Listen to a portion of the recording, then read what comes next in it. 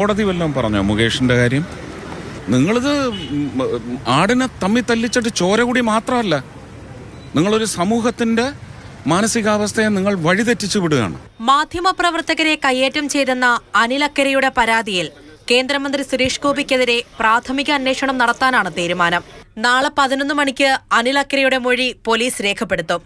ഇതിനിടെയാണ് മാധ്യമപ്രവർത്തകർ തന്റെ വഴി തടസ്സപ്പെടുത്തിയെന്നാരോപിച്ച് തൃശൂർ സിറ്റി പോലീസ് കമ്മീഷണർക്ക് സുരേഷ് ഗോപി പരാതി നൽകിയത്. വിഷയത്തിൽ കേന്ദ്ര സർക്കാർ വിശദാംശങ്ങൾ തേടിയിട്ടുണ്ട്. തനിക്കും സ്റ്റാഫിനും കയ്യേറ്റ ശ്രമം ഉണ്ടായെന്നാണ് സുരേഷ് ഗോപിയുടെ ഓഫീസിന്റെ വിശദീകരണം. CPM MLA കൂടിയായ മുകേഷിന്റെ രാജി ആവശ്യപ്പെട്ട് BJP സമരം ചെയ്യുമ്പോൾ സുരേഷ് ഗോപി മുകേഷിന് കുടപിടിച്ച് നിൽക്കുകയാണ്. ഇത് പാർട്ടിയെ വല്ലാതെ ചൊടിപ്പിക്കുന്നുണ്ട്.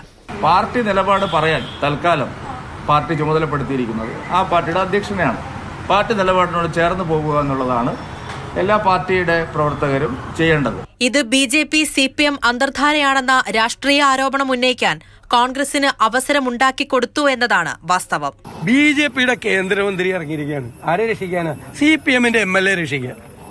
എന്താ കഥ? പാർട്ടിക്ക് വഴങ്ങാതെ സ്വന്തം വഴിക്ക് പോകുന്ന കേന്ദ്രമന്ത്രിക്കെതിരെ അതൃപ്തി ശക്തമാണ്. കേന്ദ്രമന്ത്രി സ്ഥാനത്തിരുന്നു കൊണ്ട് സിനിമകൾ ചെയ്യണം, മന്ത്രിപദമില്ലെങ്കിലും കുഴപ്പമില്ല, സിനിമ മതിയെന്ന അദ്ദേഹത്തിന്റെ നിലപാട് പുറത്തുവന്നത് മുതൽ പാർട്ടിക്കാർ കൂടുതൽ രോഷത്തിലാണ്.